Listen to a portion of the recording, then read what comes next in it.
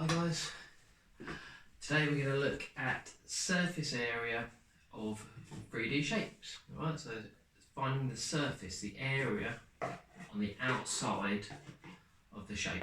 Alright, so something to remember, area is two-dimensional, it's 2D, so we can have some units, which could be things like centimetres squared, meters squared, millimeters squared. That's in metric. Then in imperial, you can have inches squared, yards squared, and so on. Right. So we're going to start off with a cuboid. Okay, so drawing a cuboid. Easy way to do that. Draw a rectangle, and then if you wanted to, you've got a rubber. Draw the same size rectangle behind,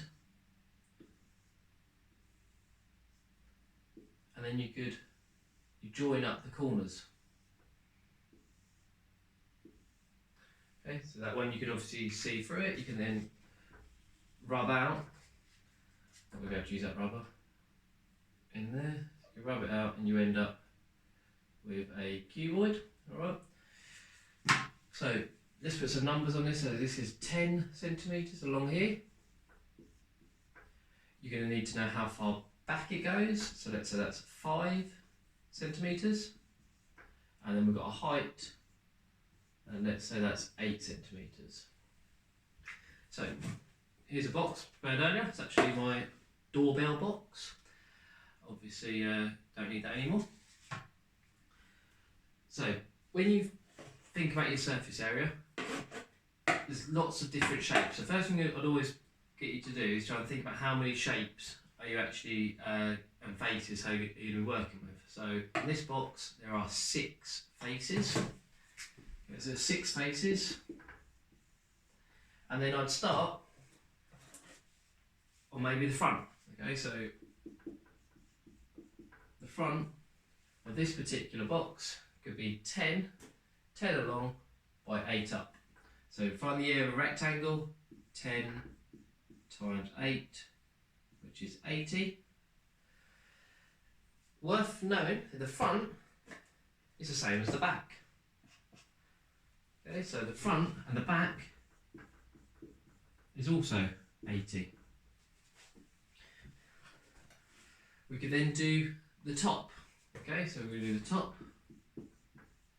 So on this one, that's where you need to follow the lines along. So this is parallel to this one, so that's 10.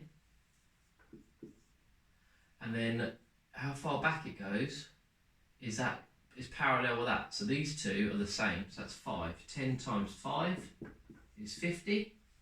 So the back, the top. If the top is 50, we also know the base would also be 50.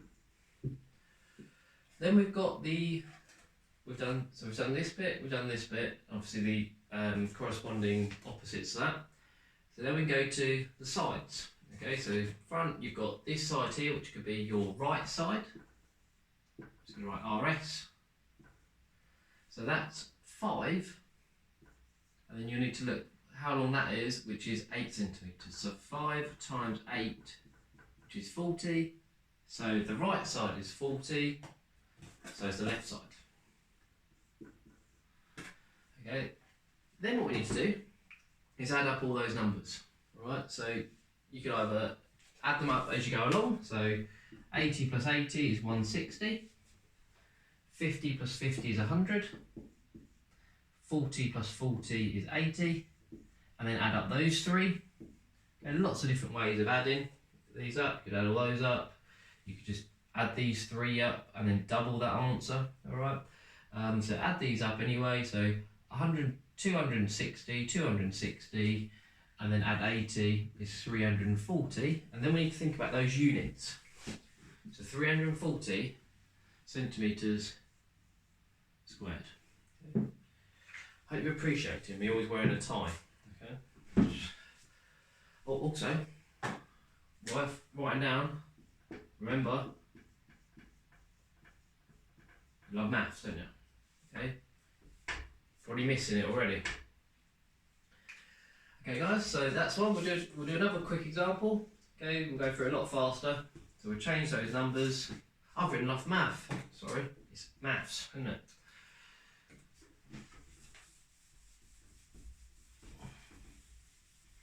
Not so sure this rubber's as good as my sock I was using, but we'll keep going with it.